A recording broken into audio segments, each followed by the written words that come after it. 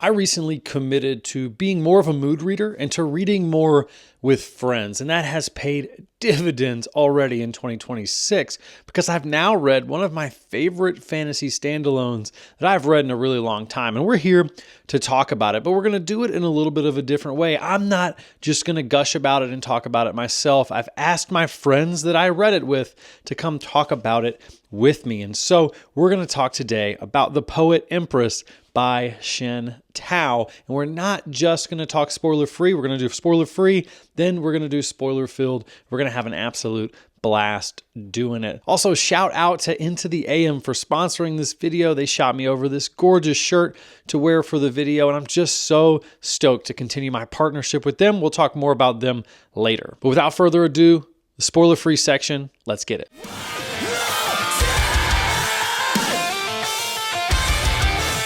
All right, so we're here today with some of my favorite booktube friends to talk about a book that we read together, The Poet Empress. The Poet Empress by Shen Tao currently has 4.49 rating on Goodreads with a little over 6,000 ratings, and so it's been getting some steam since its release, and we wanted to get together and talk about it because we all had some really strong thoughts about this book. So if you have not heard of this or have not read it yet, we're going to have a spoiler-free section first, and I'm going to read to you guys the blurb, and then we'll get started with a little bit of a spoiler-free review from each of the creators, and we'll move from there to a spoiler-filled section. So the blurb is as so. In the waning years of the Azalea dynasty, the emperor is dying. The land is consumed by famine, and poetry magic is lost to all except the powerful. Wei Yin is desperate. After the fifth death of a sibling, with her family and her village on the brink of starvation, she will do anything to save those she loves, even offer herself as a concubine to the cruel heir of the beautiful and brutal Azalea house. But in a twist of fate, the palace stands on the knife edge of civil war, with Wei trapped in its center, at the side of a violent prince. To survive, Wei must harden her heart, rely on her wit, and become dangerous herself, even if it means becoming a poet in a world where women are forbidden to read, and composing the most powerful spell of all, a ballad of death and love. Great blurb.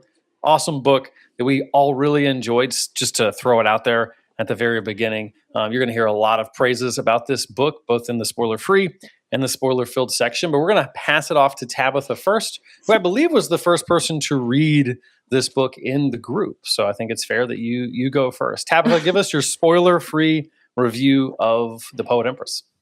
Sweet. So The Poet Empress, which one is absolutely stunning, beautiful, is also beautiful in its writing and its whole world. It has such a beautiful world. If you are someone who likes a strong female protagonist, and if you like tropes that are twisted, they have the tropes, but then they end up being twisted throughout, and then really good commentary on the romantasy genre, enemies to lovers, that kind of thing, then I think you're going to really, really enjoy this one. We also have a character who's strong in a different sense than we see a lot of strong female protagonists being. She's got a lot of internal strength, and she's not like bratty about it. Like a lot of times when you see a strong female protagonist, they can be a little bit bratty. She is not. She is calm, cool, collected, and I just adore her. Yeah. Awesome. Carly, what did you think of The Poet Empress? I totally agree. I felt like her point of view was so honest and relatable in that scenario that she went through. I also was getting vibes of, if we were following only one point of view in Game of Thrones, it's like what that felt like. I mean, it was just, had some very high stakes, which, in romantasy, I guess you do have high stakes, but I think with the certain situations and themes that we dealt with in this book, it just felt that more impactful, that more stressful and emotional too, and intense. So I think that she did it in just such a great way through that point of view. And like Tabitha said, it was just, very herself. It wasn't bratty. It didn't feel, how, I don't want to say narcissist is not the word that I'm looking for, but it's kind of like, I don't know how to explain it, but non-bratty and authentic. It was very refreshing to read in in this genre is there's a lot of that, and I think people are ready for something new and something fresh that this book has, and that's why people are raving about it. And I think it's also a really good transition for people who have read a lot of romantasy and are starting to get tired of that constant rinse and repeat of the same book over and over again, which, don't get me wrong, I really do enjoy romantasy. I really do. But I think that this is a really good take of that, but not at the same time, and even better. I think people are really going to like this. And it's a good transition too for those who are trying to get into more fantasy, a little less romantasy. So I just loved it. Awesome, awesome. Jay, thoughts on the Poet Empress, man? So I haven't read a ton of standalone fantasy. Most of the fantasy I've read is series, so it was really a breath of fresh air for me. And I think everything y'all said about the main character, she was a strong yet vulnerable. Just thought that she did such an awesome job portraying her as the protagonist. For me, because I haven't read a lot of those, it reminded me personally of the Library trilogy, and just kind of the female main character that comes out of, in Library, it's outside of the city, and this is also outside of the palace.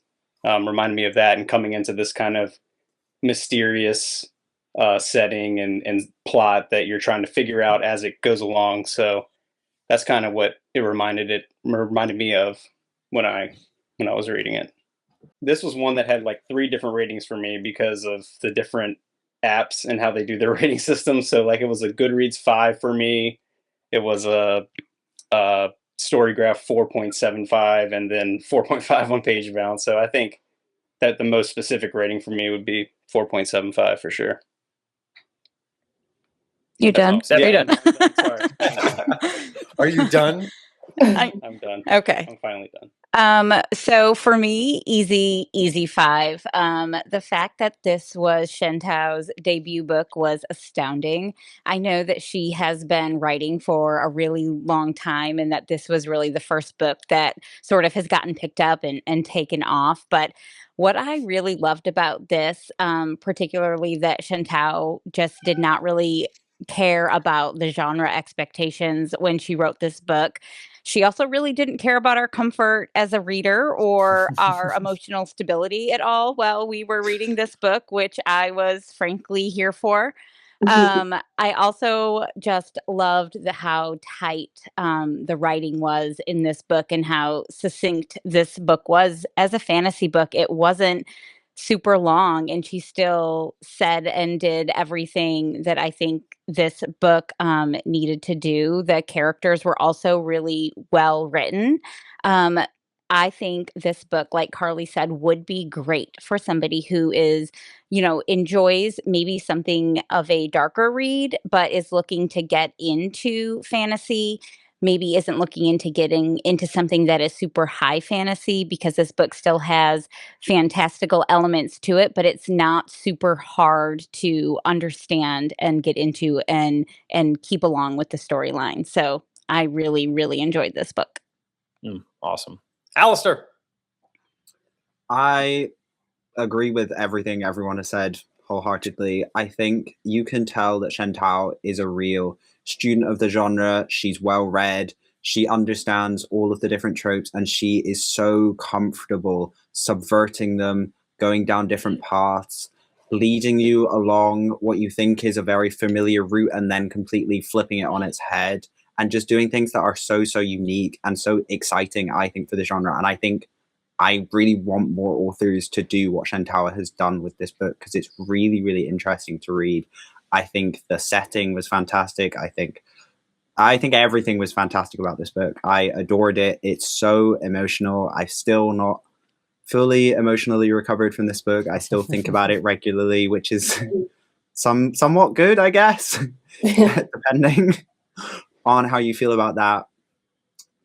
But I think, Tabitha and Carly talked a lot about how this is good for flipping romantasy on its head, but I think it also does a lot of just more generic fantasy flipping on its head as well. And I think even if you have never picked up a romantasy book in your life, you're still going to love this book because it's doing something different, especially with things like power. It kind of reminds me of the Goblin Emperor in a way, but if the Goblin Emperor was, instead of cozy, really, really depressing. So, yeah. Awesome. Did you give it a rating? Do you remember what your rating was? I gave it a 4.5 because 4.5. I'm mean. Carly, do you remember what you gave it? What I was know. your I was rating? like, I don't think I said what my rating was. I think it was like 4.75. I know I'm tough. Like, I don't want to give it that 5-star. I don't know what was holding me back. I don't know. I do that a lot. I'll give a rating and then I'll go back and be like, no, wait, I think it really was like a 5-star. So I don't know. I'm gonna go with 4.75, but I might change my mind. Okay. Tabitha, do you remember what your rating was? Easy 5-star. Easy 5-star. Easy. I'm not that emotionally devastated by like a ton of books, and this one really sunk its claws into me. So yeah. That's true. I think I gave it a 9.25 out of 10. So I've been trying to do the 10-point scale, not on obviously the apps, but in my own. I have like a sheet and stuff. So 9.25. So basically a 4.5 or 4.75 for me. I was very surprised by how much I enjoyed this book. Just because like the cover screams romantasy, at least the American cover does. Thankfully, a couple of you guys were just like, hey, this is not that. And I've been really trying to mood read lately. And so y'all were talking about it and seemed to be enjoying it. And I was like, okay, let's check this bad boy out. And I'm so glad I did. But for me, I think the thing that really stuck out was that the emotional bits never felt forced. They never felt like she was sitting down going, and now I'm going to, it's like force this moment of this pain or force this moment of tension. It always felt like it flowed from the plot in a way that I didn't expect from somebody who this is their first book for sure. Because even some debut authors' books that I've really loved, you can love them, but you can still be like, and these moments felt like the thing they've got to get way better at, right? I'm sure you guys have all read like debut works where you're like, really enjoyed that, but you can tell they've got to improve at X, Y, and Z. And for this, man, I don't know if I could pinpoint anything that I was like, she kind of missed it here, but it was covered up by this. I mean, we're going to talk about the different aspects of the book during the spoiler-filled section, and really don't know if I could say that one was significantly lacking compared to the others. And I think that helped. The pace I thought was really, really well done. We're going to talk a little bit in spoiler-filled about one of the decisions I think she made in plot and pacing that I thought really helped me along. And that's going to be a little spoiler-filled, so we'll do that later. Character work I thought was very good. When you choose to have this few important characters, you've really got to hit on the 2 or 3 that are like on the forefront. And I thought she did such a great job of making me care not just about the characters, but care about their stories. When we left the main character, I was a little worried at first, but I immediately was like, nope, this was a great decision. And that was because of how good a job she did in the plotting and the character work. So I think that this book should be read by anybody who likes fantasy. I think that it is an interesting subversion of some common kind of not romantasy tropes necessarily, but almost like a straw man of some romantasy tropes, where it was like, hey, maybe we're going here, and then she obviously kind of flips that on its head. And so we're kind of told that on the front page. It says love is a weapon. And I think that's such an interesting way to go about that. So for me, absolute must read. Going to be one of the best books I read this year, no doubt, for sure. All right. So anything else we want to add in the spoiler-free section? Anybody got any comp titles? Anything that maybe you would want to say to help someone who hasn't read this yet decide if they want to read it? Yeah, I was going to say maybe our like last request of, if we can't convince you on all that stuff, what is the one thing that we would try to convince somebody to read this book? If it wasn't for all of the great things that we just said, what is the one thing? Please read this book because it breaks your heart. Like if you like being devastated, if you like feeling something, that's what I would say. Because that's what this did the best. It made me feel stuff. I would say if you wanted a really well done fantasy novel to read, and you're just not looking for like a big series or a giant world, You know, That's I what I think was gonna it's say. perfect. A standalone. Yeah, Yeah. that's what I was Yeah. going to add. It's perfect by itself. Like perfect.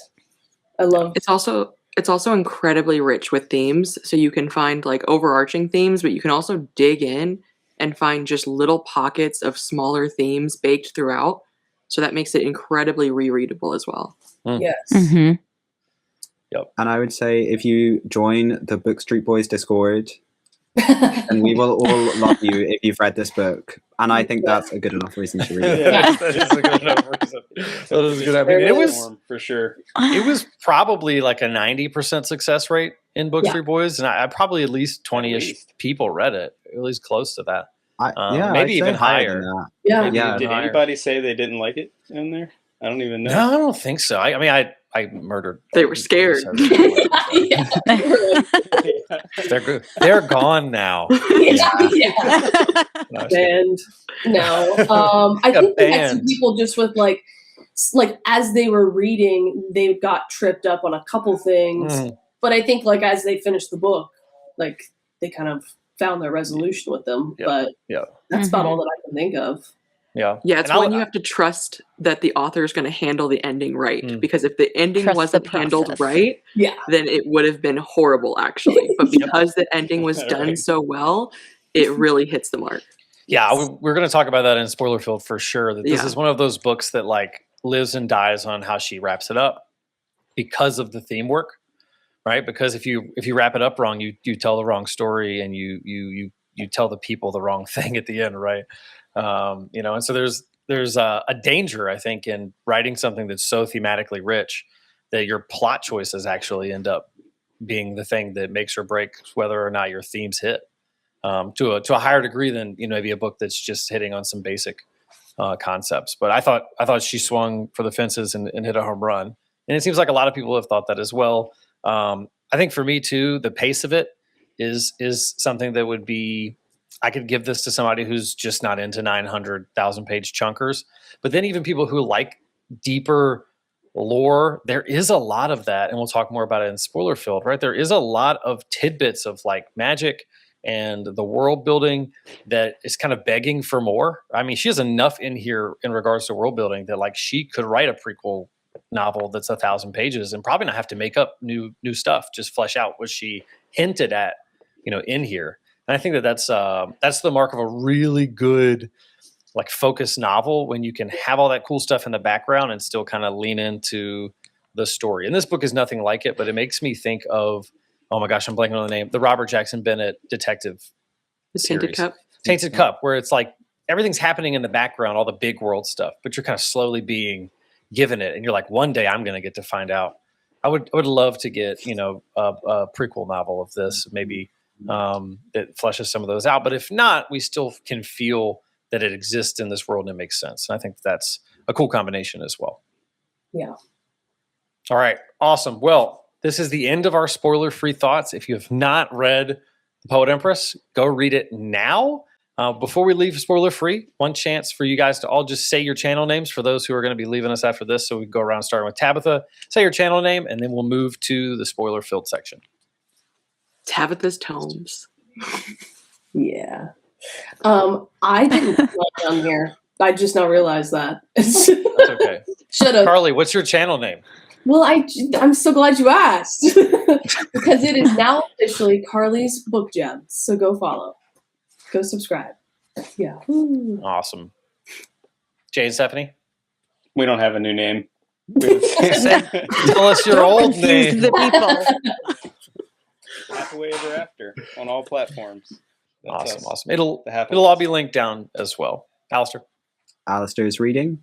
Before we head over to our spoiler-filled section, I just want to chat a little bit about today's sponsor, and that is Into the AM. They are a clothing brand that has sponsored this channel in the past, and I love their products. They've sent them over. They're always unique and gorgeous and fit really, really well. And most importantly, they've taken a very hard stance against the use of generative AI in the creative space. All of these are hand-drawn by artists that they have on staff who are excited about making beautiful clothes. And so I'm sure you'll continue to see me wearing their products and talking about them because they really line up with one of the goals of this channel, which is to promote creativity in a way that lifts humans up. Make sure to head down to the description and get my code and head to the link so you can get a discount and you can check out what they have to offer. Thanks again to Into the AM. Now, let's head over to our spoiler-filled talk. If you have not read The Poet Empress by Shen-Tao, I would leave now and come back after you read this absolute banger. All right, we are back for our spoiler-filled conversation about The Poet Empress, and we're going to start with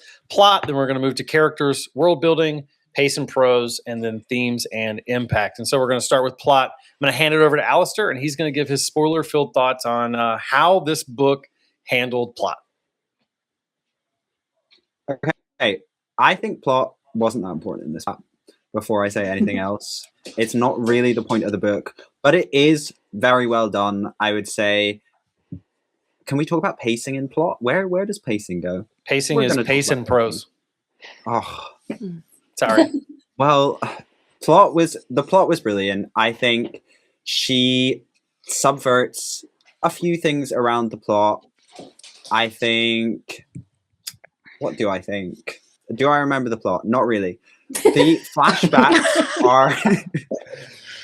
The flashbacks, I think, were the highlight of the plot for me, because you have this kind of misalignment in the plot that we're seeing now and the plot that we saw in the flashbacks. And so it's really interesting seeing that develop and how our plot changes and how our characters change. I'm talking about character and plot because they're interlinked. And I think that was really well dealt with. And I loved the way in which it was told as well, kind of slowly unraveling different things. And so even though you thought that the plot was one thing at the start, it then changes to something else as the book goes on, and as our protagonist, who is called Wei, discovers various different things that happened, and not lies that she was told, but different interpretations that she was given. I don't know if I have anything else to say about plot. It served the story well, I would say. Sorry, I was on mute because my dog was jumping up and down in my living room. Stephanie, hit us with plot. What'd you think? Yeah, actually, I had a lot of the same thoughts that we just heard, but I did think that the plot was really unique and well done. I also loved, we sort of said this in the spoiler-free portion, but that she didn't try to sort of shoehorn a romance in the plot. I really appreciated that aspect of it. I too loved sort of the non-linear aspect of the plot.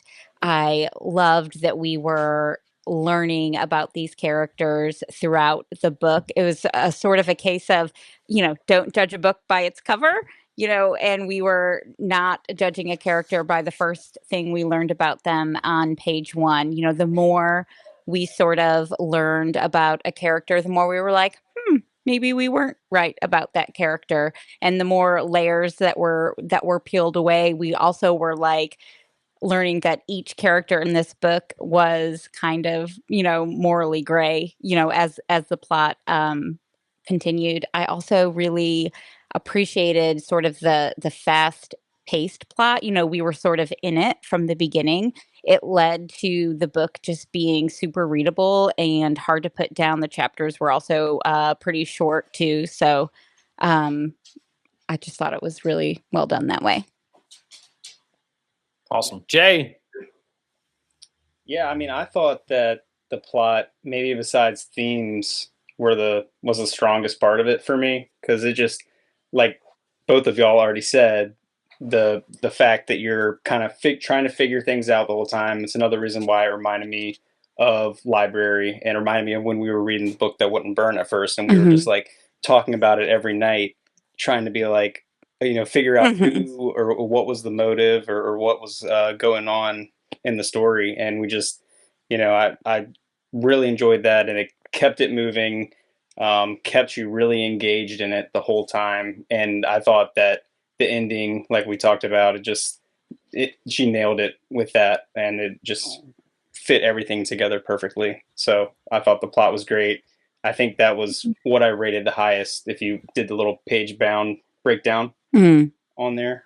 So yeah, plot was great. Awesome. Carly, thoughts on plot? Yeah, I mean, I am not typically someone who, I wouldn't say enjoy, but like is a enthusiast for flashbacks. But I think that she just did them so well. Like, if there's going to be flashbacks, I want her to be the one that's writing flashbacks because she does them in a way that I am excited about. Because usually it just depends on the plot and which the timeline I like better, but there's usually one that I like better, and then it'll switch over to the other timeline, and I'm like, oh, okay, we gotta go through this again. But I thoroughly enjoyed both timelines. I think that she had just such good beats in each timeline that every time that you did switch over, you were like, okay, yeah, wait, we left off there. What's gonna happen next in this timeline? Versus sometimes, it almost feels like some authors include a flashback that really didn't need to be an entire chapter. Like, it could have been said in a couple sentences and some dialogue, and we would have gotten the same exact experience. This was something that this was deep. This plot has a lot going on, theme wise, character wise, that I think it was necessary for us to truly understand how these characters are acting the way that they are acting and why they feel the way that they do. I mean, it wasn't gonna cut it in a couple sentences and some dialogue. It wouldn't have been believable. It wouldn't have hit at the very end. So I think that's the biggest thing that stood out to me in this plot was the way that she did, the back and forth timelines. Awesome. Tabitha. Yes to everything they said. And I think it does a really good job of simultaneously having like an overall, not too complex, like the overall plot throughout the whole thing isn't so unbelievably complex. But then if you look scene by scene, each scene is relatively packed. It all has it has a lot of scenes in it throughout. And then they all build on each other. So they don't feel disconnected. Sometimes you'll have a scene that's like, where does this come from? What are you doing here? But it all feels like yes, and cause effect. And that causes this. And so it's all really well structured, well marinated in that sense. And I don't think you could pull out a single scene, and like each scene matters in this book and each scene builds on our themes. It's all a device to get those themes and make those themes hit hard. And I think it's just layered so well. Like everyone has said the word layered, I think, because it's got so many layers and it goes so deep. And like the more you get through, the more you realize how much perspectives and just beautiful. Yeah, you took the words out of my mouth on the idea of is there anything I could have taken out of this and it wouldn't have changed the story or wouldn't have caused me to feel the same way about the characters, about the themes and things like that. And so the plot, like Alistair said, is really serving a purpose to be a vehicle for the themes and a vehicle for the character study. But at the same time, like I was interested in what was going to happen next, while also just excited to be with certain characters at certain moments. One of the things that I found myself really feeling was the dread of getting to the next time where she was called into his room, right?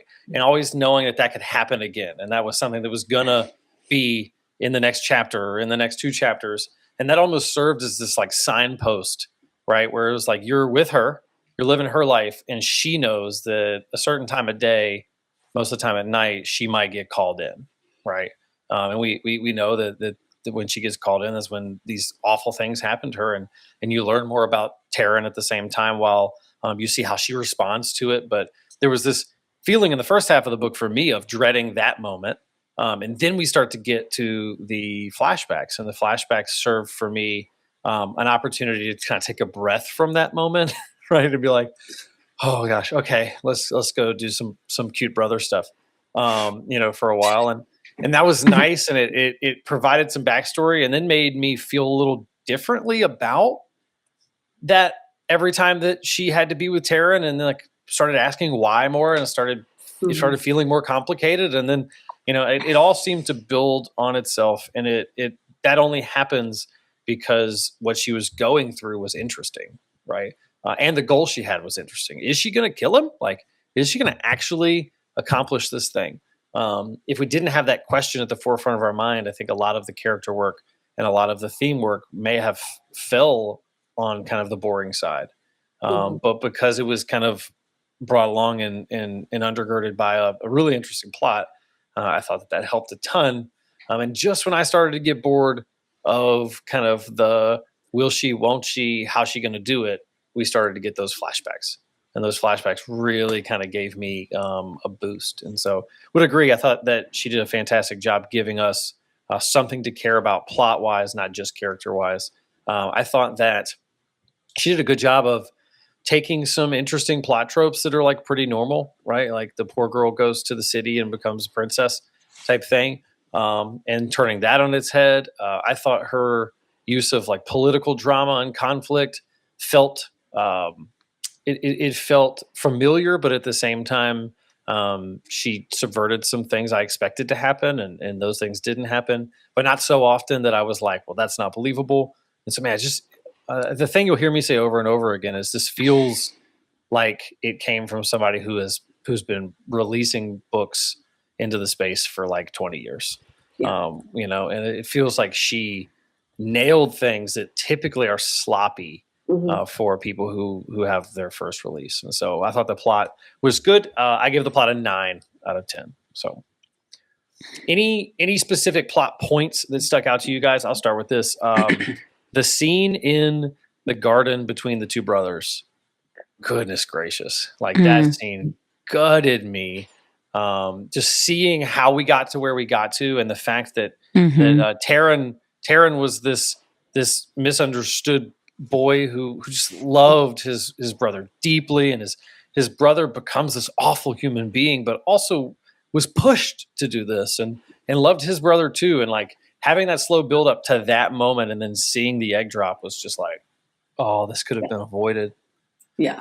Like, can someone just kill the mom already? You know, that scene for me was like the scene that made me go, I'm loving this, but now like, I'm not forgetting that anytime soon. Had Anybody to be else the have a bamboo scene? for me. Oh God. The what? Oh, yeah. That was horrible. Did you have to bring up the bamboo?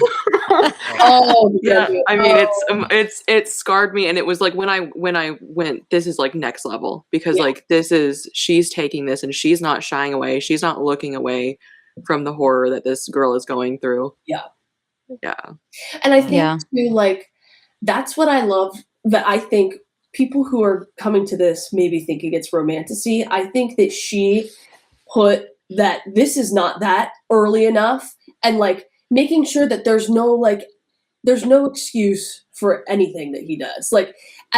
You are not that far along in the book before he does something and you're like, I don't think I can really make an excuse for that. And like keep shipping this relationship. Like, I mean, bro makes her stab herself in the leg. Like it's not like we can't be doing that. So, I think that it was early on enough that hopefully people are like, okay, I know what I'm getting myself into. Like, you know what I'm saying? Yep. Yeah. I also think the scene or the chapter where we finally learn sort of like the biggest reason why Taran is the way he is, that culmination of sort of what his mom put him through when he was like, 9 to like 16 years old. Like as a boy mom, I was like, I need to close this book and pause and take a pause for the cause, because that broke my heart. Like, again, speaking of themes, there's no excuse for him to do what he did to her throughout the book, but knowing the psychology behind why he is the way he is, and looking at her theme of, can you learn to still love somebody despite their flaws, was incredible. I mean, just the way that she wrote that story was really moving. Yeah, I think that scene stuck out for me too, because it was a great example of it was a great example of like her doing a good job of not there's no omniscient narrator here, right? We're following just we. And so we goes into this building and realizes that it's essentially a brothel.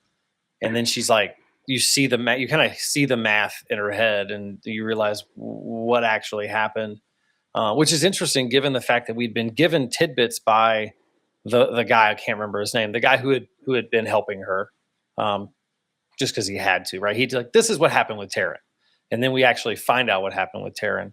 And seeing everything kind of add up and seeing her realize just what he went through and essentially being like forced into trying to make children for years against his will. And you see how she starts to realize and have empathy. We'll talk about this a little bit later, but that empathy doesn't change that current actions have consequences, right?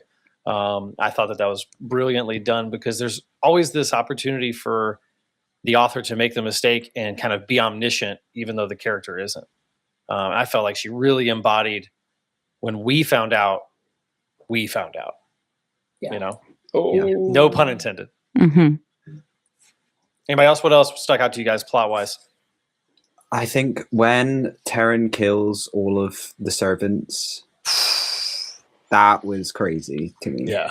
That was like, he was evil until that point, and then it kind of felt like there was just no humanity there whatsoever for me. That I don't know why I still thought there was humanity up until that point, but I think that's the point where I was like, yeah, there's not even a smidge left going on, which she kind of changes a little bit and gives you maybe a tiny bit of humanity right at the end of the book. But I would guess say he was kind of coming, he was coming back a little bit at least with her in the story. He was like kind of ramping it down on the the stuff on that the he torture. was doing to her. On the torture. Well, I mean, yeah, not that is much humanity shown, but it seemed like he was sort of going the other way a little bit. But then you just like that happens, and you're like, wow. Yeah, and then at the end of that scene, wasn't he like, "Oh, what can I give you? Oh, your brother, you wanted him educated. Oh, and you want food sent to your family." And then you're like, "Oh, okay." Like Yeah, she you don't was know how just to feel. like, Yeah, and then she has this feeling of guilt in that scene, because she's like, my lie led to him thinking that the inner circle was corrupt, and he killed all of them because he was worried that more of them were corrupt. Like, that was his excuse, right? Well, if this guy was corrupt, then maybe all of the people who were in your inner circle were actually spies, and so I just killed them all. And so then she has to live with that guilt of like, me playing the game killed all these people. I thought that was brilliantly done. Yeah. And are we going to talk about the baby birds? Because that one really hit me. Like the regular humans, like human death. Like for some reason, I'm like, yeah, man, that's dark. But then like the animals come into play. I'm like, no, I'm out. Like this is, it was a lot. It was too much for me. In terms of plot, I was really like, why is she including these 3 random like toys that he would play with in the scenes that would go flashback? Besides the fact of just kind of making him seem very soft and like immature for his age.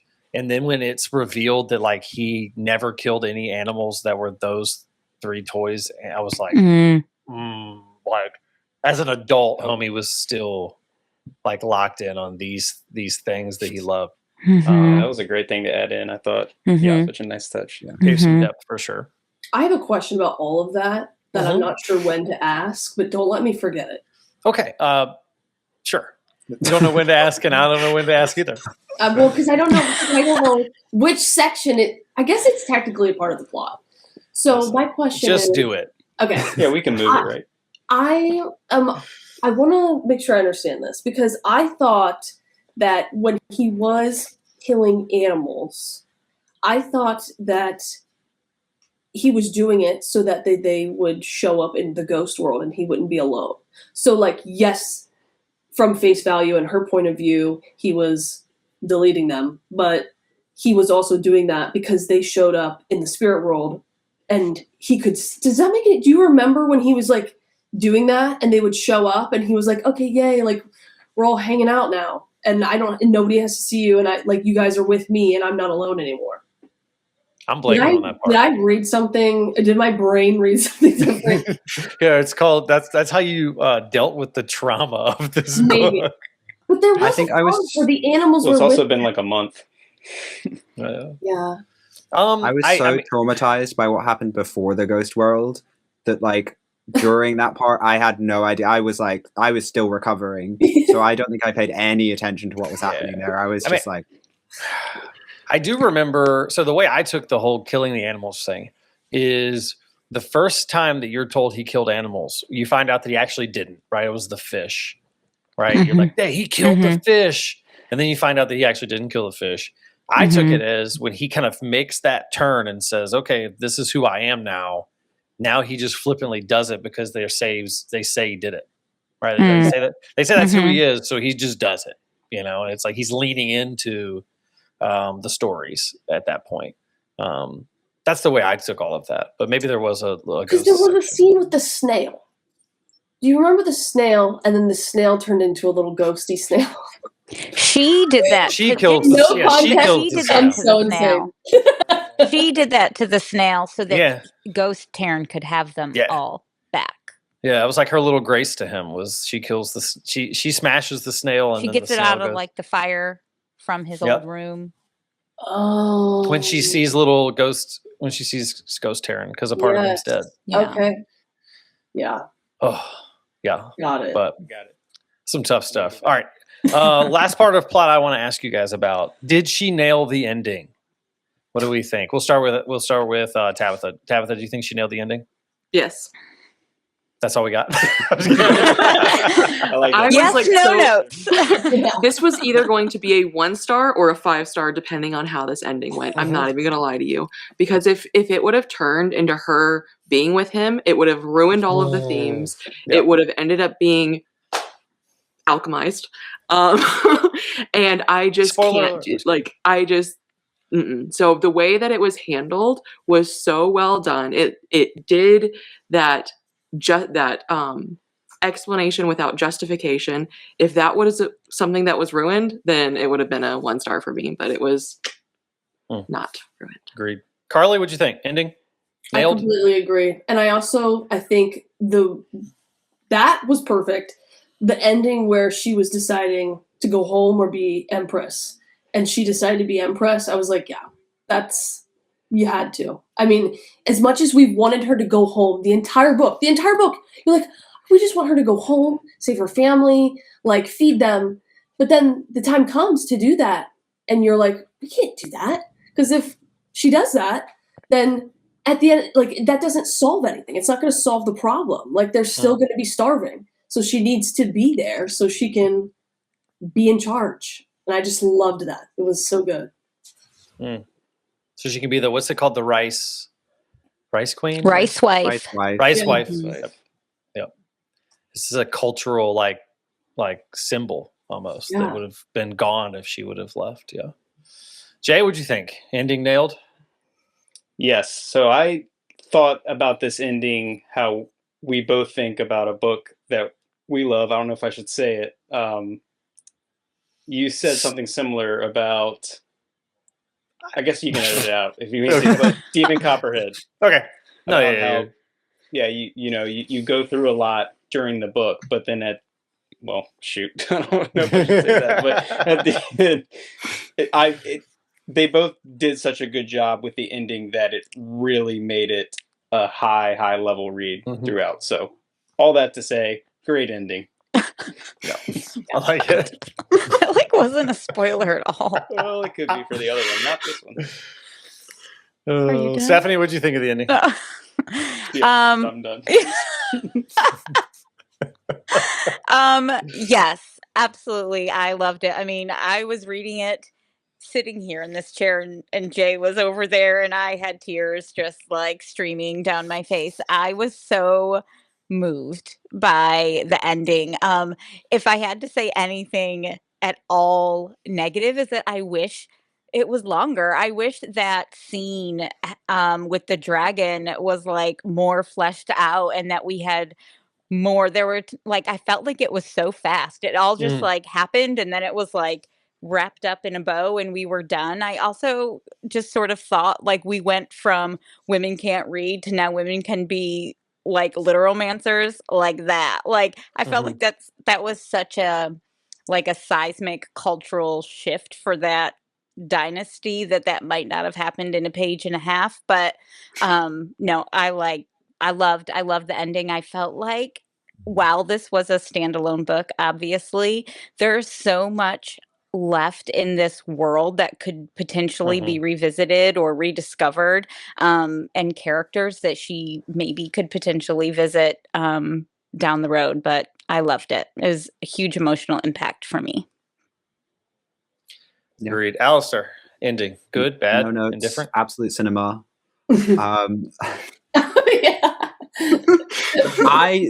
I didn't think she could do it. I'll be so honest. Even though she'd built up so much trust, I could not see a way that this ending would be satisfying, even if she killed Taryn. But she managed to pull it off. And I think it was in the falling action, that kind of aftermath of her killing Taryn, where the ending really stuck for me. Mhm. And yeah, she nailed it. Yep. Agree. I would say I was so worried. I was so worried when the love poem happened. I was like, "Oh no, she's gonna do it." And I was like, "No, but there's no way because all these people like this book, and they would have hated that. So there's no there's no way that's gonna happen." But I thought it was nailed. I thought the juxtaposition of like flipping the death poem to save him with a love poem, but then killing him while kissing him was like a really cool way of like flipping both of those. I thought that was a cool way to do it. I also think that the she just randomly showed off this insanely good fight scene. Right? It was like there was not much violence besides being told there was violence, and then she shows the fight scene between the two brothers, and I was like, you could write way more fight scenes. I'm down for way was more fight epic. scenes. Like it I was said, so good, and that it was one like scene where she was like, "Fight me, damn Yeah, you!" I and was we were like, we were like, "Yes!" we're told the magic is cool, and we don't get to see Mm. much of it, right? Like we're told the magic makes whole roads, the magic does this, and we see a little bit of Taryn's magic. Yeah. You know, when he's like, okay, the fact that like rooms were filled with swords, like such a cool like that piece, right? We're just told most of these things, and then in that fight scene, we finally get to see what would happen if it was put to action, right? And they're like, he's like pulling up roads and throwing them at his brother and stuff, and I'm just like, Crazy. could have had 100 more pages of that, and I would have been perfectly fine with it.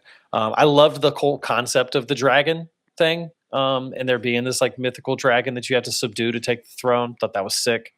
The only thing I would say is I can see one world where she doesn't kill Taryn, and I think most of the themes still stick.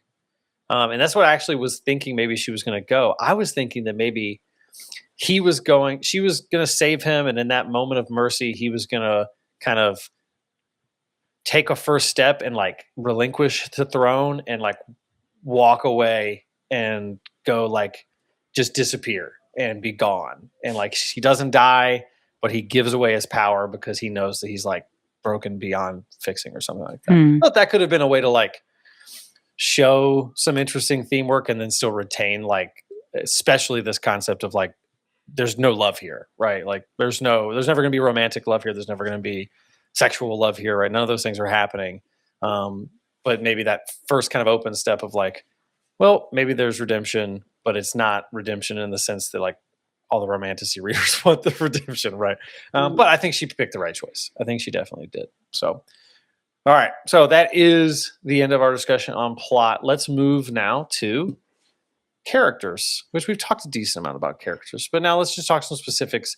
Starting with Alistair, what stuck out to you about the characters? Was there anything you would have wished was improved? Who was your favorite character? What do you think?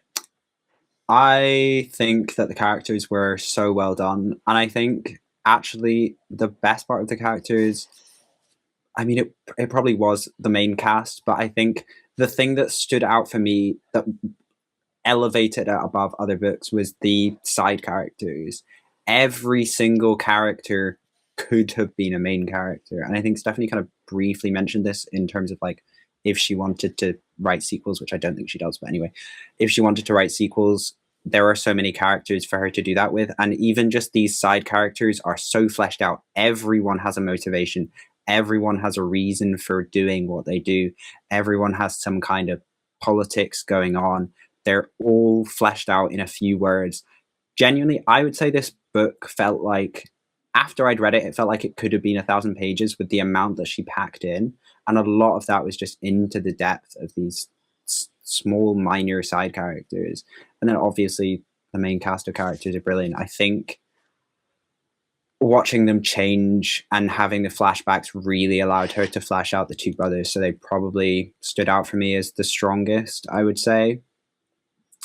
But I think her character work is impeccable, and she has a real talent way beyond the number of books that she's put out, definitely. Great. Stephanie, thoughts on characters? Anything stick out? Anything you thought could have been better? What do you think?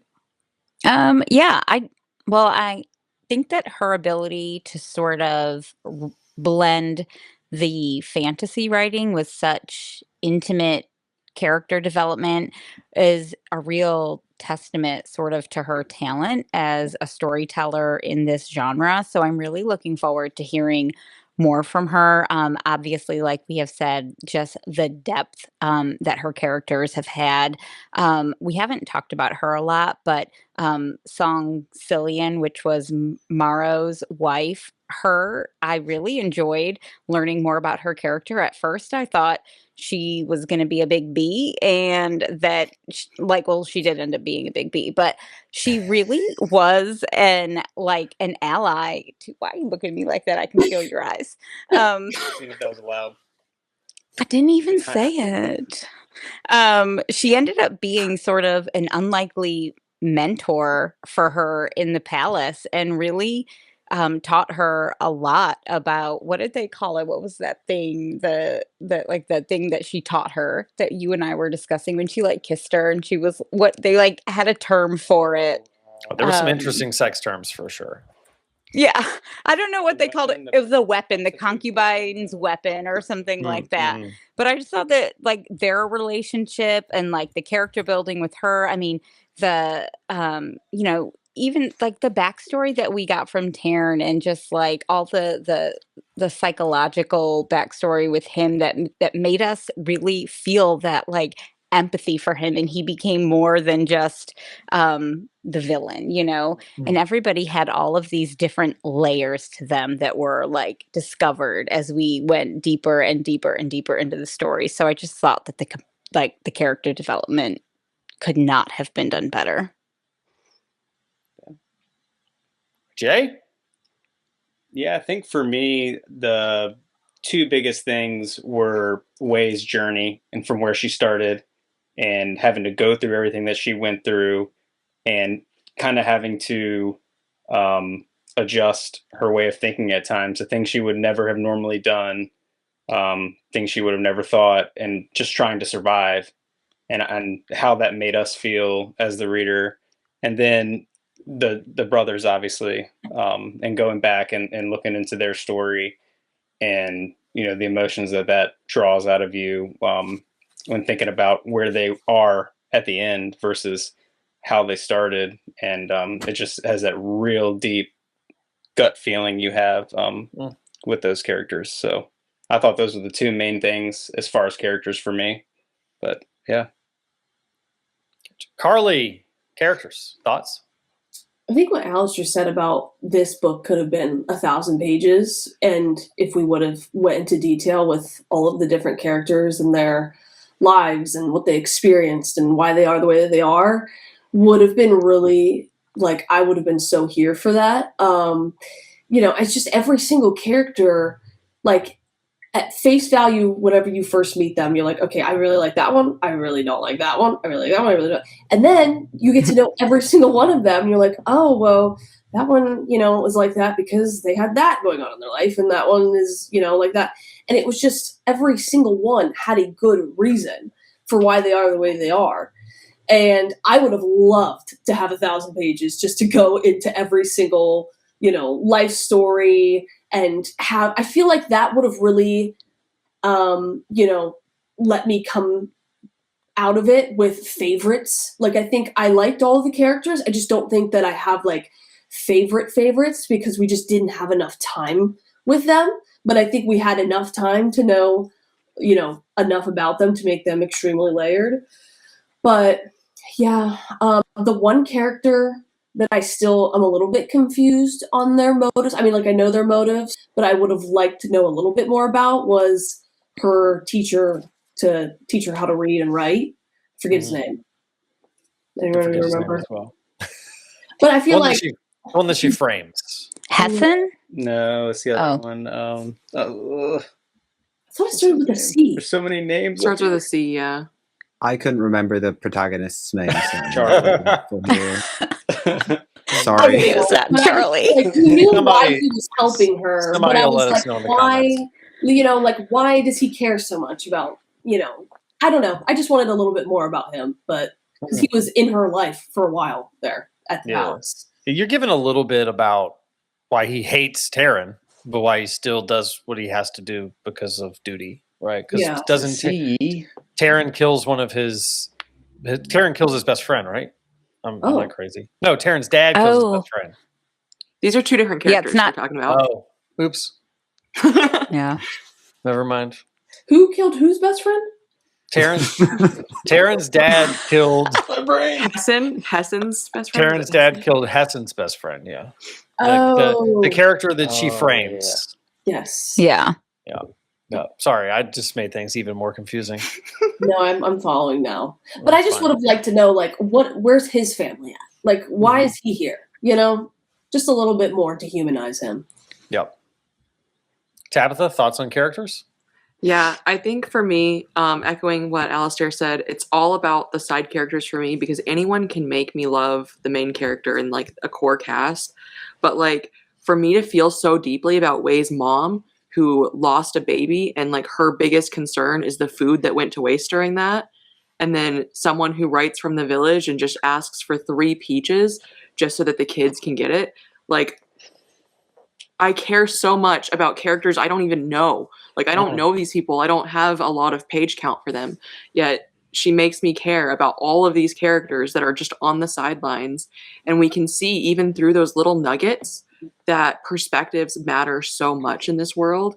And we are getting Wei's tale, but there are lives outside. And like, we can see even from the inner court, like these people don't understand how much the people on the outside are starving and things like that. And so all of that just shows how much that perspective matters through each individual character that even could be in there for a single sentence and our hearts still get tugged for them.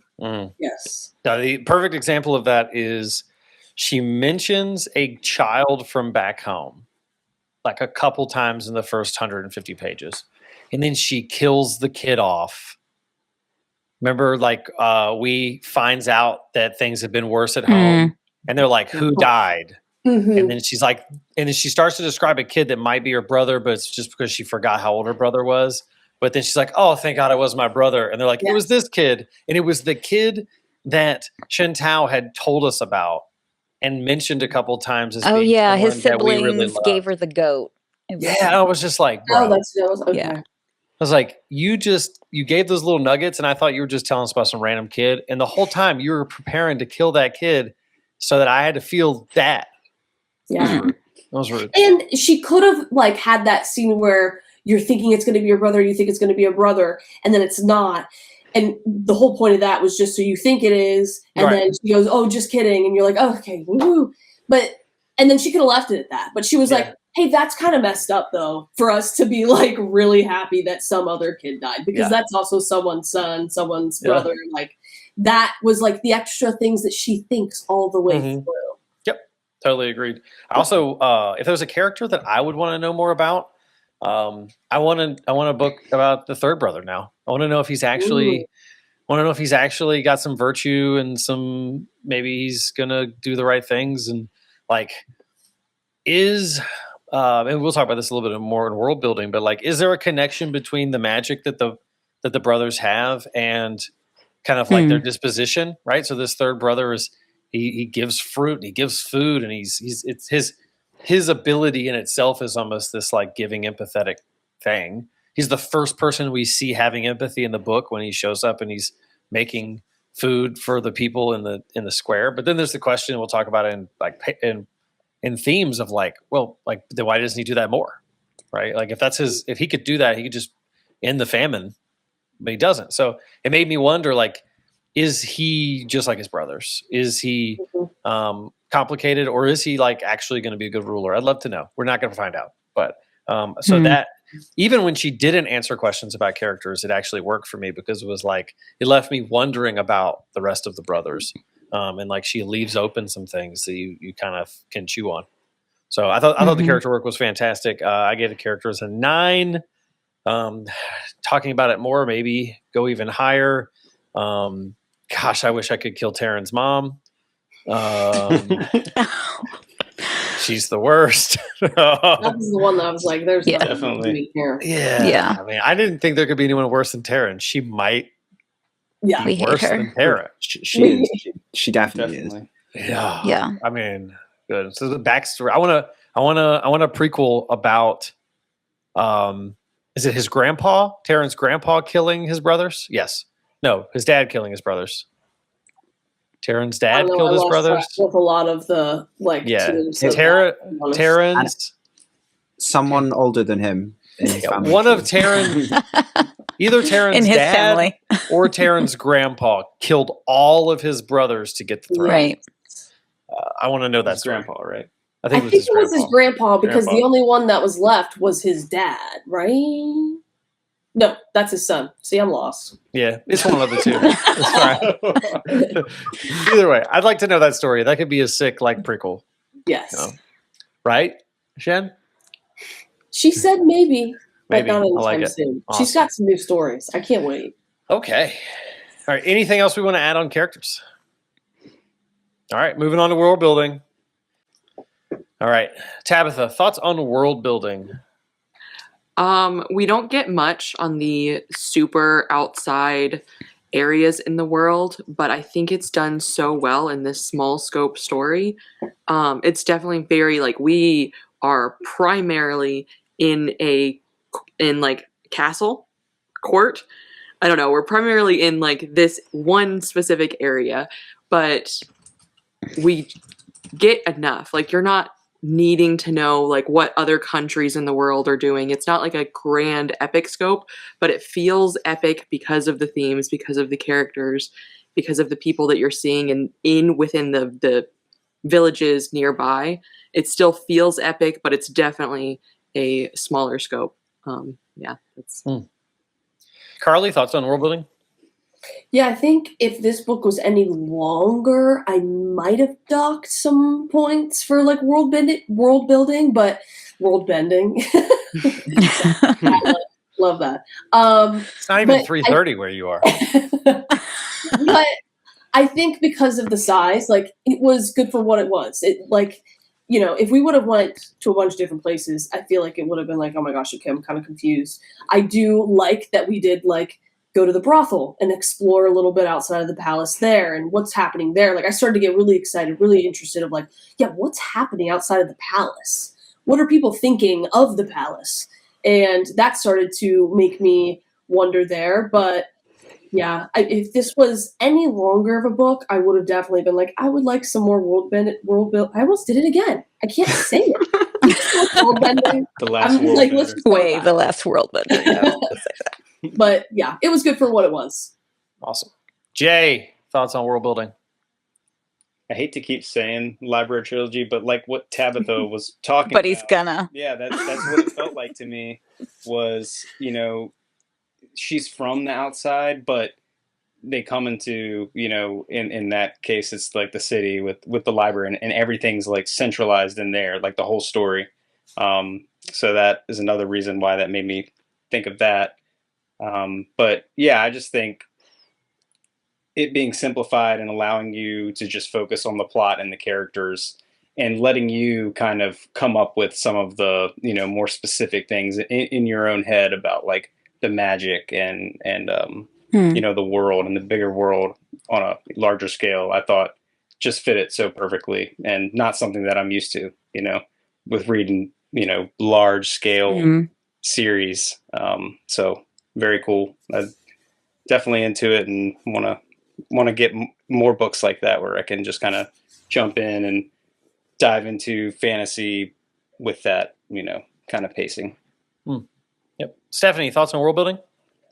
Yeah, I thought she did a really great job, portraying this fictional Azalea dynasty as both brutal and beautiful. She did that with the palace as well. It was sort of opulent yet treacherous, also on the inside, which served as sort of a microcosm of like the political landscape at large. I also loved how we could still there was still some sensory imagery in there. She would talk about the way that the ink smelled on the paper, or the way that the tea tasted. So I feel like that sort of grounds you in the fantasy sense.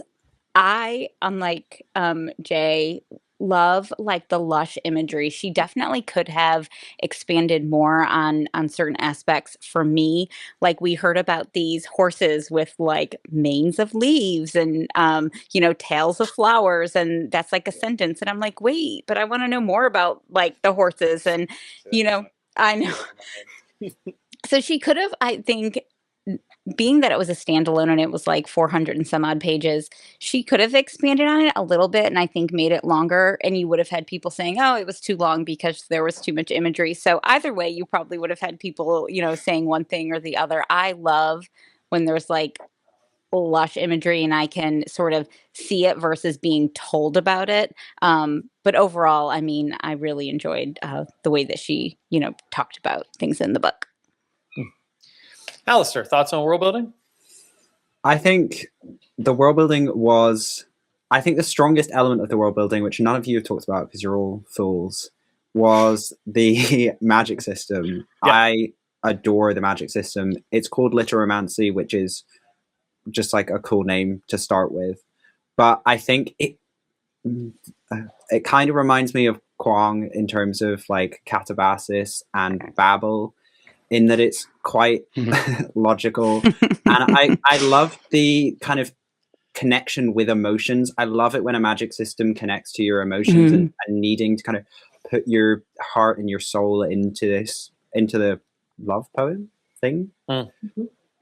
But also as a whole, it felt very logical. I would have loved a little bit more expansion, especially because we kind of have, I think, this second magic system with the Emperor's sons all having their powers, which I don't think comes from the Literamancy unless I'm completely misremembering.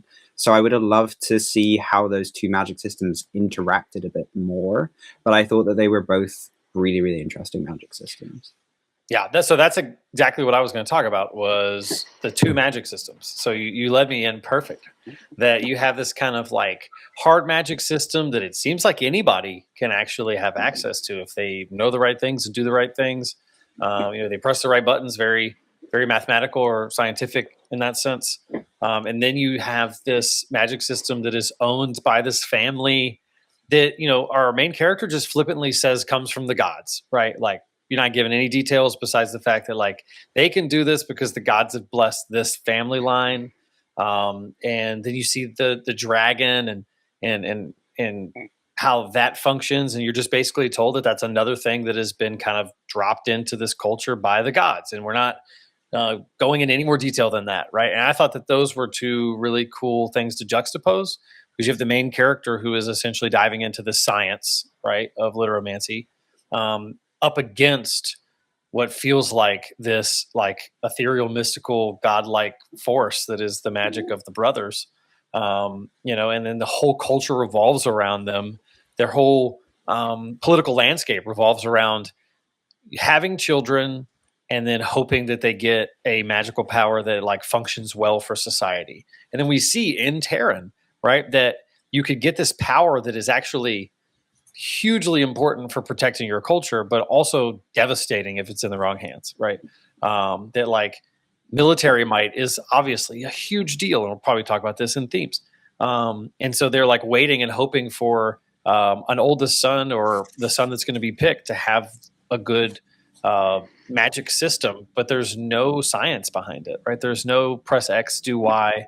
And you can even feel that in the women as they're trying to figure out how to get impregnated, right? They're like talking about it like, well, you kind of do this and do that and hope that it works, right? I hope you get a magic baby. I thought that was really cool as juxtaposed with literomancy, which is pretty much science at that point.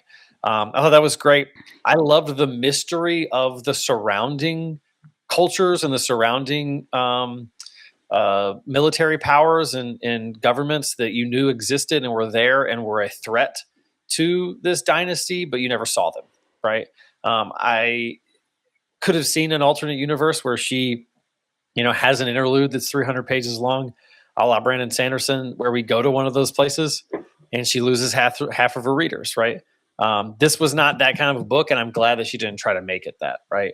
Nothing against Sanderson, nothing against those kind of books. I love them a lot of times, but for the character and theme study she wanted to do, it was better to leave those things in the distance and a kind of a looming threat and a justification for keeping someone like Taryn around, right? That's really what a lot of the was, hey, we have to keep Taryn around because of mystery, scary people over there. And that's all we're really told because it's all we need to know. So I thought that the kind of not showing of a lot of the world building actually was part of my favorite aspects of it. I gave World a 10 because I really do like mystery. I don't know why. I love a good, I'm not going to really explain this. It's just going to kind of exist in the background, and you're just going to have to know that it works and it's there and we don't know. And we all just kind of function without knowing why this happens or where it comes from. I tend to like that kind of style of world building. So really enjoyed it. Any other thoughts on world building? Also, I saw Tabitha's cat. So cute. Yeah. Cat's gone again, Yeah, though. she's just a little thing. Any other thoughts on world building? I think the only other thought I have is I'm glad she didn't stick too closely to kind of Chinese culture and Chinese inspiration and was happy to deviate at times, because when you're writing a second world fantasy, there's just no point in setting it in China and just changing the names. So I'm glad she felt comfortable changing little things here and there. Yeah, and it's got to be tough, right? Like, you're kind of bringing in a culture, you're thinking about it, you're letting it influence it, but then you also want to change some things and you want it to be unique. So that's a tough line to ride sometimes. I thought she did a great job of it. Yeah. But I also don't know tons about Chinese culture. So, but I felt some influence there, but then I also saw some moments that definitely were like, that's wholly unique to her. The other thing is, like, you mentioned Babel and R.F. Kuang and stuff. And while I think the literomancy does have that kind of a feeling, I would say overall what the magic does in this world is pretty unique in general, especially on the side of the princes and kind of how that all functions. I thought that was, I don't know if I could compare that to anything else. Yeah, I would say it's more the mechanics that are similar rather than what it does. Yeah. Yep. All right. Any other thoughts on world building? World bending. The dragon thing to get the throne was sick as well. I'm going to end on that one. All right. Moving on to prose and pace. We're going to wrap it back around to Alistair. Alistair, prose and pace. I know you've been wanting to talk about pace. So here it is. It's your time. Yeah, I did. What was I going to say about pace? That's a really good one. Pace was good. Sometimes I feel like we're playing this imposter game where we don't know who didn't read the book. We are all saying that we read the book, and one person is just trying to fit in and like saying things. It's like me in English class in high school. Yeah. I read the book. Yep. For sure. Yeah. Okay. Prose was strong-ish.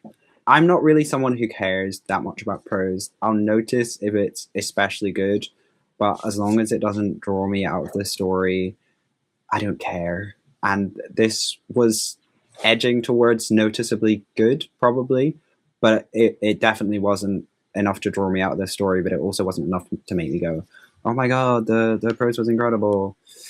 The pace was, I think it was relatively fast paced. I love short chapters. So short chapters. I just do it. Even if even if there's no reason to have a chapter break, just add an extra number in, and I will be happier. Because Yeah. when you get that extra like half blank page, and you're like, yeah, that's free money right there.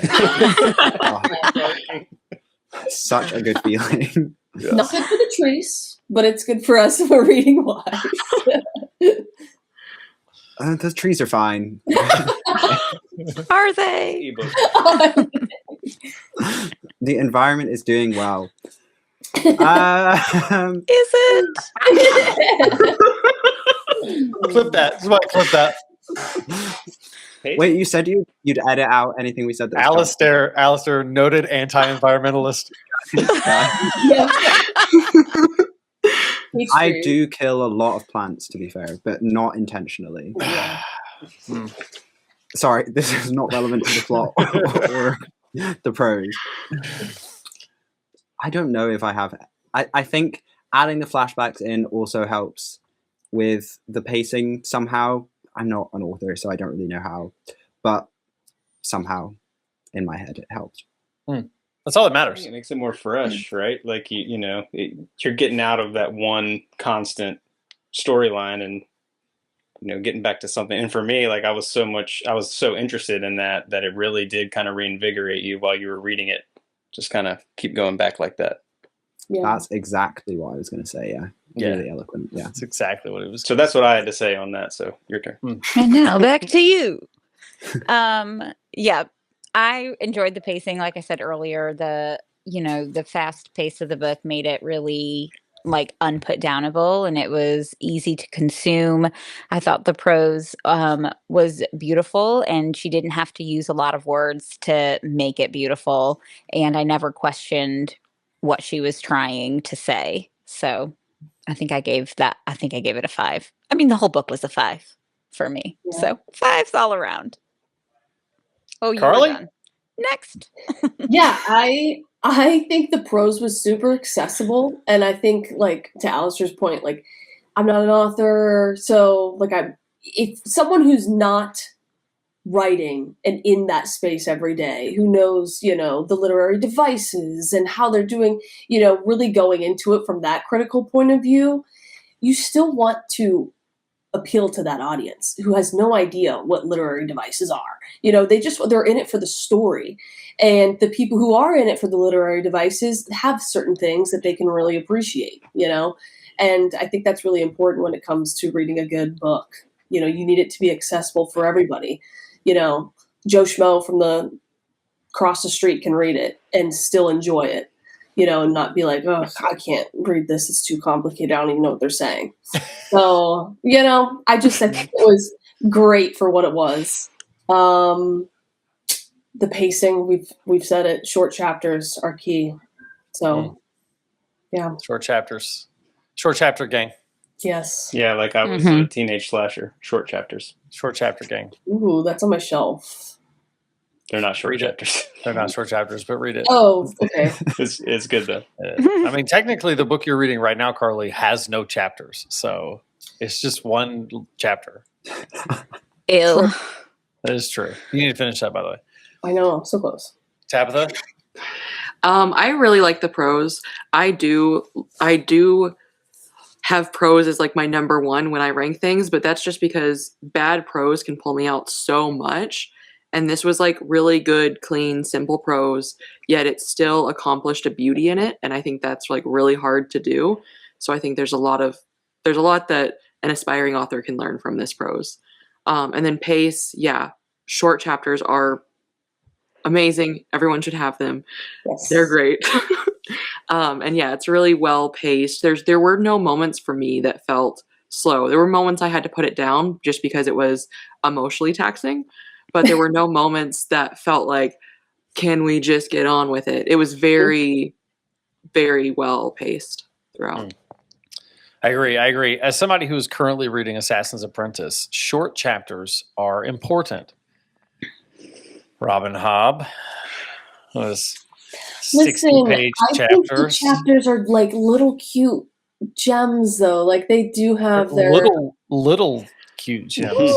Okay, moving on. This isn't an Assassin's Apprentice video. I'm having a good time with it, by the way. But goodness gracious, Good. woman.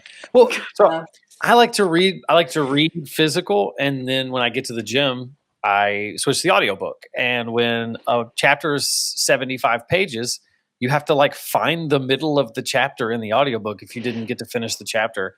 That never happened with the Poet Empress because every chapter was 5 pages. It's fantastic. On pacing, about the moment I started to like wish I got another voice was when we started getting the flashbacks, and I think that is the difference maker for me for like changes in POV and flashbacks. Is you have to feel as an author when your audience needs them, and if you don't, you end up with situations where they're going, no, I want to go back, That's hard because everybody's a little bit different, right? I hate to like bash on Brandon Sanderson, but as much as I love Stormlight, there's multiple times where like the POV would switch, and I'm like, dude, you can't take me away from Dalinar right now. Like, don't do that, or like, don't give me a 400-page interlude or a 300-page prologue. Like, and I thought that this book did a fantastic job of giving me those in the moments that I needed them, and I never was like, no, I want to go back. And maybe, it was just for me, but I thought that allowed for the pacing of the book to stay fast, but also fresh. In terms of prose, when you're reading a first person book, the only issue I have with prose is when the prose isn't believable, right? So it's like you have a first person narrator and he's talking or she's talking, and you're like, no, I don't believe that you would talk like that. You wouldn't tell this story like that. And so for her, the way she tells the story is typically very efficient, but randomly flowery, because that's her character, right? Like she would talk like that. She would describe things like that, but she would also get to the point like that.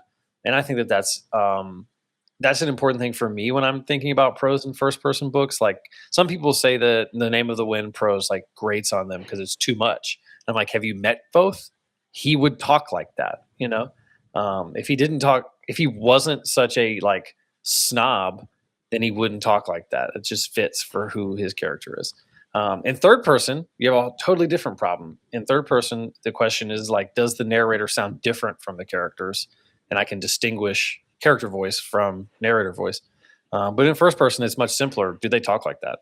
And I thought that she did a fantastic job of that. At no point was I wishing that she got more poetic or more flowery, but at no point was I also wishing she would like be more efficient. I thought it was spot on. And so prose and pace I had at a 9 as well. And I think that might even go up if I think about it a little bit more, because there was no moment in the book where I was like, oh, that felt amateurish. Like that felt too much. That felt, I didn't really ever feel that in reading this. Any more thoughts on prose and pace? Moving on to the last and most important, themes and impact. It's been an hour and 23 minutes, guys. We're doing a pretty good job here. Alistair's rearing for a nap, though. So. I'm so awake. I don't think I'm going to sleep after this. I was going to say, you might as well just stay up. Yeah, from all the fun. It's just so much fun, your endorphins. So much fun and also bright lights. Let's talk about themes and impact, Tabitha. What hits you? What do you think this book was trying to say? What did you take from it? So first of all, this part of the discussion could be 5 hours because Yes. it is just so rich. There are just so many layers of themes. So there's no way we're going to be able to cover all of them. So this is going to be an advocate. I'm going to be an advocate for people to leave their favorite themes also in the comments, because there are just so many that you could discuss. Some of my favorite are definitely the themes around perspectives and how every single person has their own point of view. Every single person sees the world in one specific way. And so you look at that same event from a different person and you're going to see something different. And then I also just love the justification versus excuses, or excuses versus, yes, that one, justification versus excuses, where you can find the reasons why somebody does something, but that doesn't mean that what they did is okay. And I think it was handled so unbelievably beautifully in this book. Like they're just everything. There's 10 million themes in this. Yeah. Carly, thoughts? Yeah, there's a lot. But I think the one that I really enjoy and that I love to see in books in general is just there are so much more to people than what you see and, first impressions.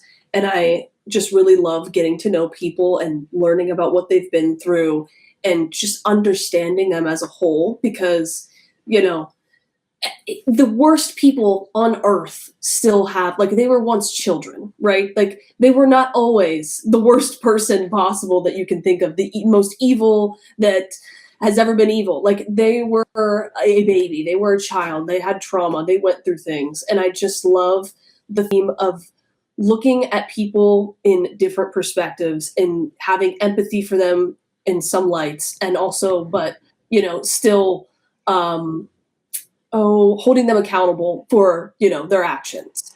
And I think that was just, I loved that part of it. Mm. There's Jay, a lot more. Dang, I really should have picked a different theme. I should have picked a different theme to talk about because, yeah, that's exactly. I mean, y'all nailed it with those. It's something that I think about a lot, and kind of not seeing the world and people as black and white. Like this person's right, this person's wrong, this person's good, this person's bad, and just really going into kind of what made them become the way they are.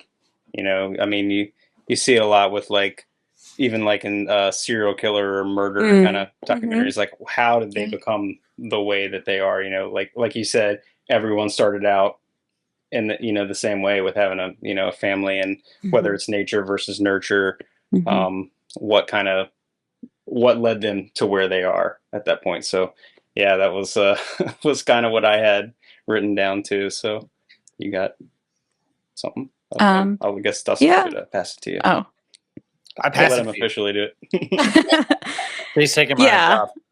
Yeah, sorry. Yeah, sort of. Some of my takeaways were just the story of, survival and resistance and sort of finding the power in words when physical strength fails you, and also just the revolutionary power of education were some of the big ones for me.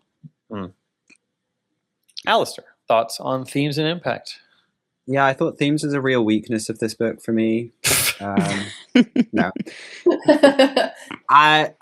try. This stands out so much to me as the reason you really read this book, and I think a lot of the best books have really strong themes, and I agree with what everyone said, but also I think the theme of power was very interesting to me. And looking at not only how power impacts people, but how we can use our power to impact other people. So you have even small pieces of power, like Terran's mum has power over him just as a mother, and how that then goes on to impact his character. And then he has much greater power, and then how his greater power can impact people, even just the servants close to them, but also more wide-ranging. I thought that was really interesting. Yes. I agree. One of the things that I really thought that was extremely impactful was the idea of we being able to, in a sense, forgive Terran, but that doesn't mean that there's no consequences for his actions, right? That she could understand and have empathy for where he came from, and even show him like grace and mercy in a sense. But at the end of the day, our actions in this world have real consequences, and those real consequences ultimately sometimes demand judgment, and that is just something that I think we all feel is right. And so I think that she weaved that line well of showing that, like, man, there is a time and a place, especially to empathize with the reason why someone has become who they've become.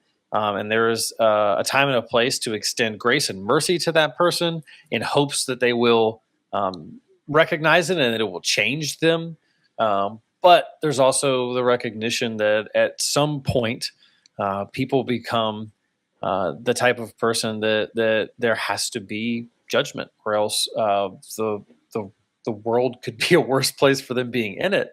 And it's so difficult to draw that line, right? You see, we having to engage with that question of like, is he irredeemable or is he not? When do I draw the line? Is it my job to draw this line? Am I judge, jury, executioner?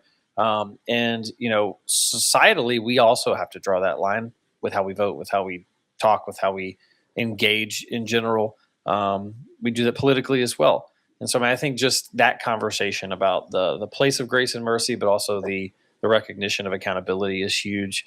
I would also, you know, say that I think that there's an interesting conversation to be had about like utilitarianism in this book, right? That we ultimately has to do some pretty awful things that end up with people killed that are decently innocent in order to accomplish a greater good. And while she accomplishes the greater good, it does have a lasting negative impact upon her as a person and how she even views herself and her moral compass. And like you see that tug and pull of I've got to do this thing, but it's gonna in the short term be a bad thing, but in the long term could be good. And how do those weigh?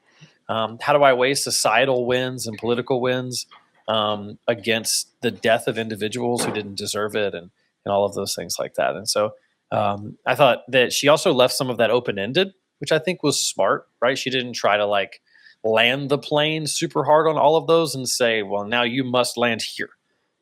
She kind of said, how do you feel about this? Right? This is what the main character chose to do. How do you feel about her forgiveness or lack of? How do you feel about the accountability that she ultimately extended to Taryn? How do you feel about how she handled the empathy that she finds as she writes this poem? Because she has to get to know him and who he really is. And I thought that was brilliant. Also, you know, when we see Taryn have like this ghost character in the middle, for me, I took that as this concept of like of a piece of you dying, right? And how like as young people, trauma can ultimately pull like a piece of you from you. And this question of like, can you get that back? And you know, the importance of caring for and protecting young people who are impressionable and who can lose so much so quickly because humans desire and need love and affection and camaraderie and each other. And young people, especially when that's stripped from them, can do devastating damage. So that's really what stuck out to me. Anything else you guys want to hop in on themes? You reminded me of two more that like really impacted me when I was reading it. One of them was you only need one person. Like no matter what your background is, whatever trauma you've gone through, if you have one person in your life that is rooting for you, that loves you unconditionally, you can make it. You can be successful. But if you don't have anything to root into, then you're lost. Like you have no foundation. And that one person can make all the difference. And then the other one was what is most important to like a foundation for a country? Is it going to be the roads? Is it building a trade system? Is it building your military and having the ability to like fight off invaders and things like that? Or is it food? And there's no easy answer in this either. Like even though we have food being the one at the end and it's paralleled in the beginning be by the village that's starving, it's still not a perfect answer. We still know that their trade systems, their roads aren't finished. Our military leader is now dead. So like there's no easy answer for any of those. And I think that's fantastic. I think she wanted us to feel this like if only the brothers could like do this together, right? Like I think that's what she wanted us to feel was the answer. But the problem with that is that none of them could do that, right? Yeah. We don't know if the third brother would be down for it, but the older two brothers just wouldn't and couldn't get to that place. And to your first point, right, this idea of like you just need one, that was what was keeping Taryn afloat until he lost his brother, until he realized what was going on. You know, like he already had issues and problems and was dealing with these things and like, but he had his brother. And then when that's stripped from him, he breaks. Yeah. So it makes a ton of sense. Anybody else? I thought of another one whenever Alistair was talking about power, and it just reminded me of when we were at the brothel and she was experiencing, you know, that feeling of how toxic power can be, but how like intoxicating it is in a good way. And she felt that, and she was like, wow, okay, Now I know why this is such a huge thing that people are constantly chasing. And that was it was really cool to see that. And it was cool for her to navigate through, how at the end of the day, like it has to be, it's not going away. So like what you were saying, preacher, like, what's the greater good here? It's obviously all of this is the foundation is not great. We've got a very broken foundation here, but what are you going to do with it now? Like you don't have, there is no true perfect decision. So you have to choose one and understand there's consequences. And that's real life. And that's what I loved about this book is that there is no happily ever after. No matter what she decides, there's going to be consequences. And I just loved that. Great. Anybody else? I just want to add, I'm glad she doesn't kind of spoon feed the theme too much. I feel like that's reflected in the fact that we've all taken like so many different themes out. Because if you do spoon feed, you tend to get everyone talking about one theme, but we're not, because she does a really, really good job of just subtly weaving these in. Yeah. 100%. I think like, and what I've noticed too is, right, we have some themes on politics. There's some themes on, power. We have some themes on societal issues. We have some themes on psychology. We have all these, like, she was able to weave in some super personal all the way up to some big themes about, one of the things that stuck out to me on the political military side was this idea of like, in some real way, we have the resources as humanity or as governments and politicians and things to just like grab a pen and change the world, right? But we don't, right? Like that's how we feels when she's looking at Taryn and she's like, those papers over there, I can just walk over there and I can write something on them and then an entire town gets food for like a year. She's like, I just have to walk over there and write that down. And it's like he could, and then he's like, "Oh yeah, do it. I don't care." Like when later on in the book, she mentions something about doing it, and he like flippantly just says, "Yeah, sure, send the food out." Yeah. And like this thing that changes lives, he just flippantly does or doesn't do. Right. Right. I think that's an interesting, thing to consider, and you see that with the third brother in the beginning of the book. He just shows up, and it's like, "Oh, you just make food? We've been starving. It just comes out." And I think we can feel that way sometimes when we feel like politicians or the government aren't meeting a need, and we're like, wait, don't we have, And so I think she explored that really well. Yes, agreed. Anything else? Teamwork makes the dream work. Teamwork make. Oh my goodness. I'm out of here. I've been sitting on that for like an hour. Yeah, wow. You wrote that down? I'm talking about things. Big sigh. All right. Well, thank you guys so much for coming and hanging out on our first group spoiler-filled discussion of a book together. Hope we'll get to do this again sometime soon. I know a few of you guys are in on our Lonesome Dove discussion that is coming up soon. Me and Carly have to do one on I'm Thinking of Ending Things, and Alistair will never get up at 3:30 for another one of these ever again. Never say never. Hope you enjoyed it while it lasts. He's at the next one. All right. Thank you guys so much for coming and hanging out. If you are watching this, please go down to the description, follow all of these channels. Make sure you make sure you leave a comment, especially follow Alistair's channel. He got up at 3:30 for this. We got to give him some love. Make sure that you leave down in the comments what you thought about the book if you've read it, and if you haven't, if the spoiler-free section convinced you to go read it, and we will see you guys in the next one. If you're still here, thank you so much for watching this video. Let me know in the comments if this is the type of video that you want to see when it comes to reviews, long-form, spoiler-filled, and spoiler-free content. I love doing this with other people as well. It will probably be how I continue to do reviews for most of the books that I review on this channel. Make sure you head to the Discord, hop in the Book Street Boys, where a lot of these read-alongs have been happening, and then check out my Patreon if you're interested in supporting. There's a free tier and 2 paid tiers with some extra content, my work in progress horror writing, as well as some other cool ways to support the channel. Thank you guys so much for your support. It means the world. Like, subscribe, and make sure you share this with other people who need to read this book or have read it and want to hear an awesome conversation about it.